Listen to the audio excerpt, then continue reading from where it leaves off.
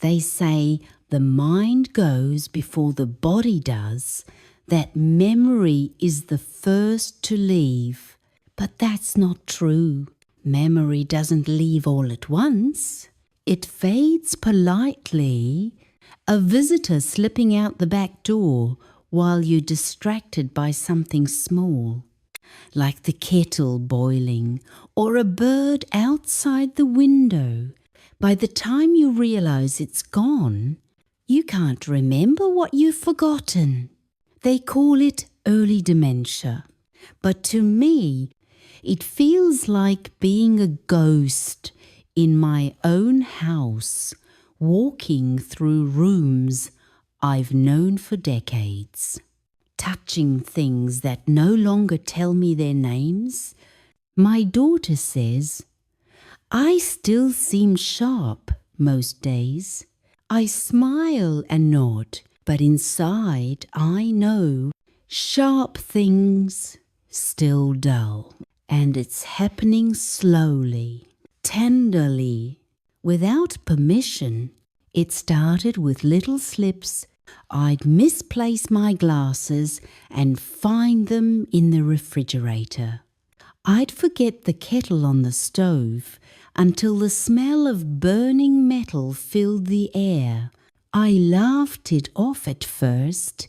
Everyone forgets things. Right.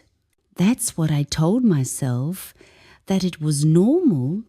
But then one afternoon, I got lost walking home. I've lived in this neighborhood for 40 years, but the streets looked unfamiliar, too wide, too bright, too foreign. I stood there, clutching my grocery bag, staring at the houses that all looked like mine, but none of them were.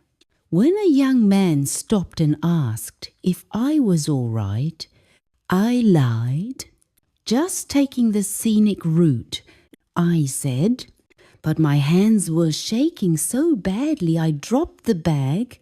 Apples rolled across the pavement like marbles. I wanted to cry, but I didn't. I just watched them roll away.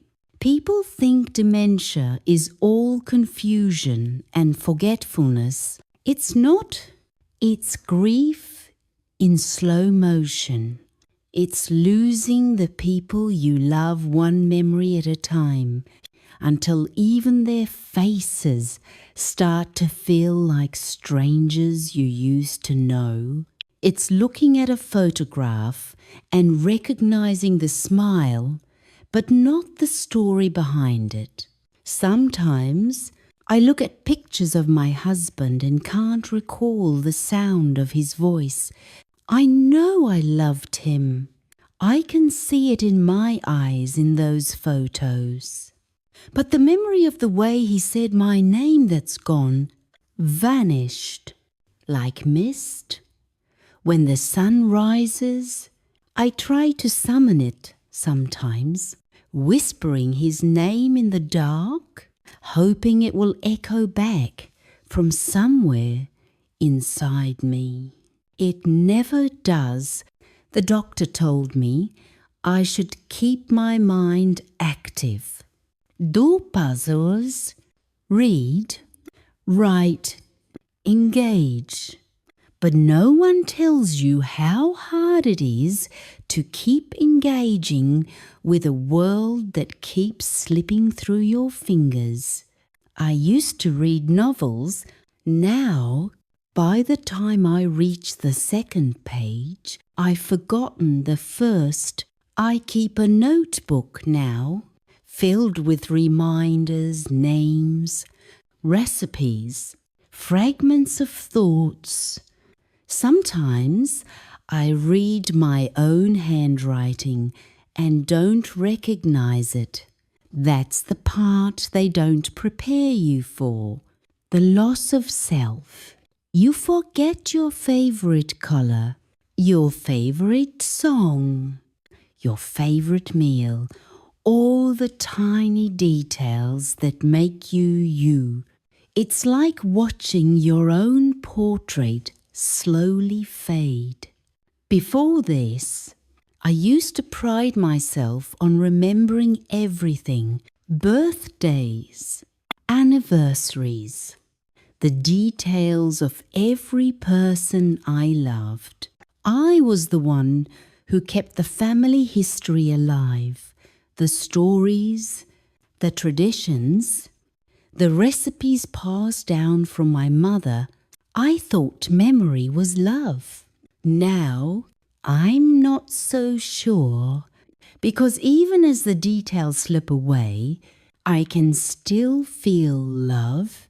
It's there, deep inside, untouched by forgetfulness.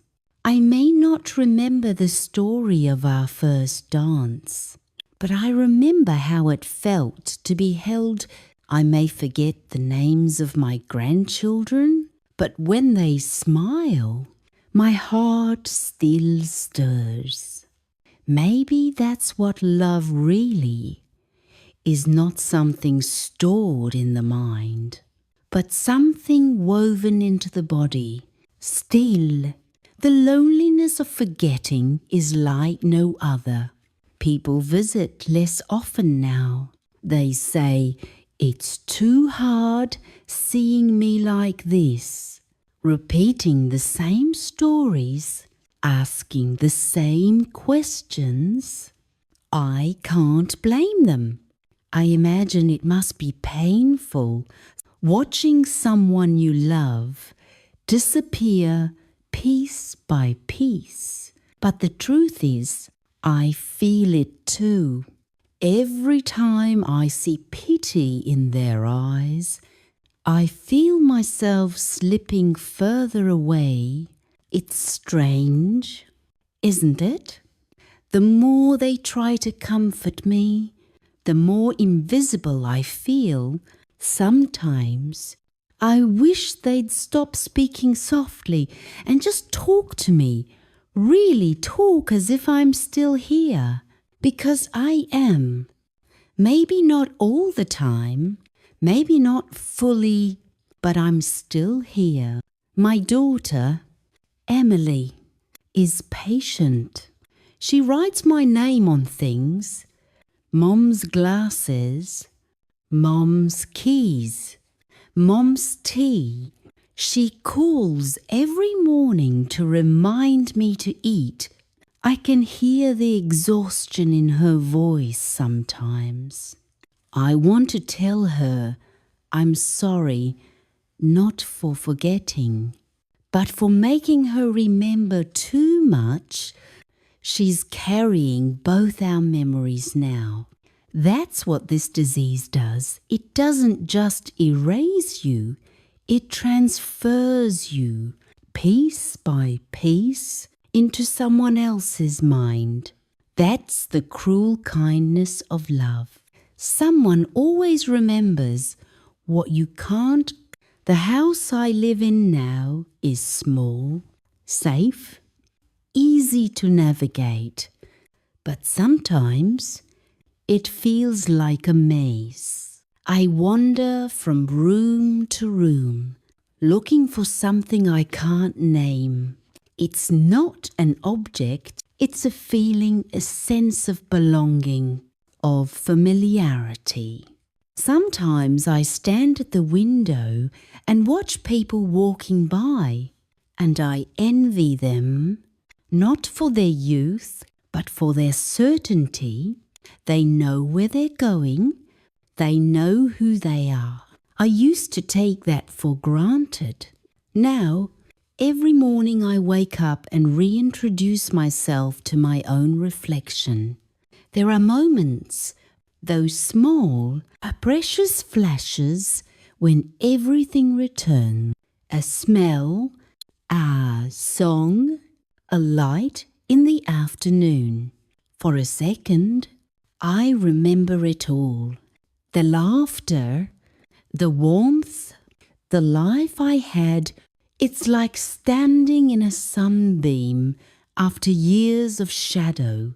Those moments don't last, but they're enough enough to remind me that I was here, that I mattered, that somewhere beneath the fog it still exists. I think about my mother sometimes.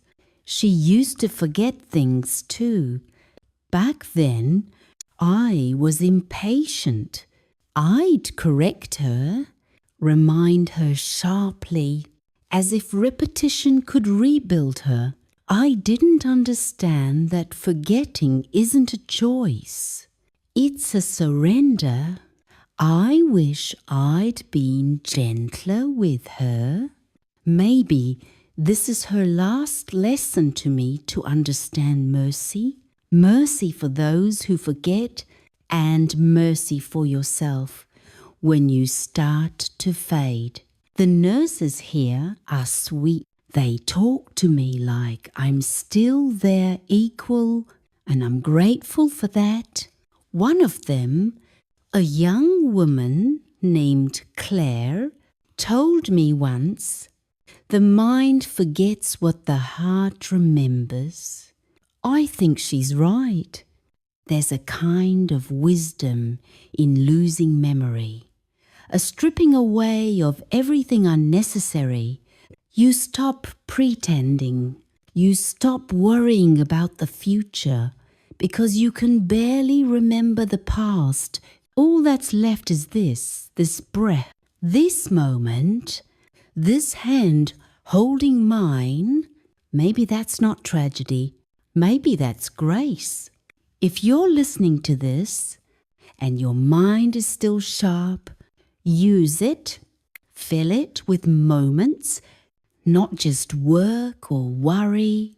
Tell your stories out loud. Write them down.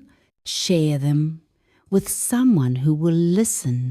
Don't assume memory is forever.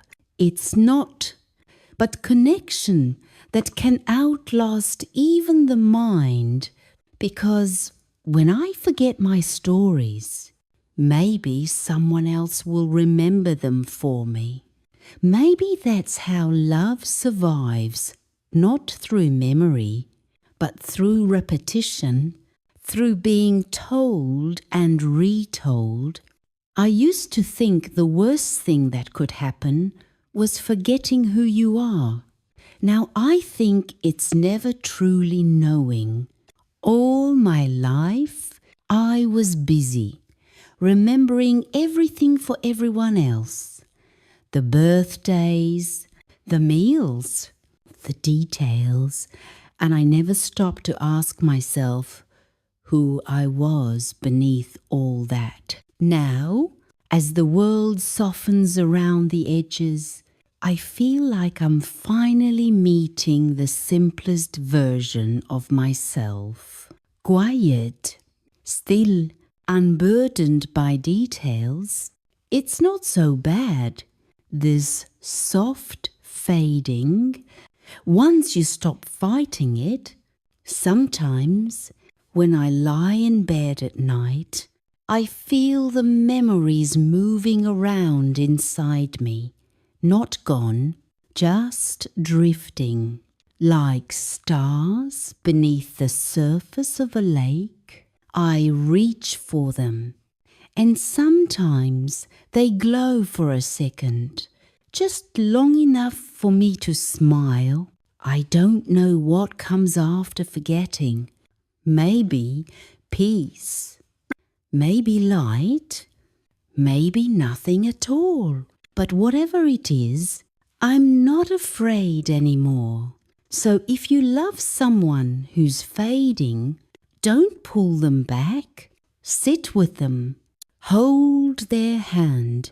Tell them a story they once told you. Let them live in your words when they can't live in their own. That's how memory continues, not in the mind, but in the space between hearts. And if you ever forget me, that's all right, because somewhere in the folds of time, in the warmth of a kitchen, in the laughter of a child, or the scent of apples in autumn, I'll remember you.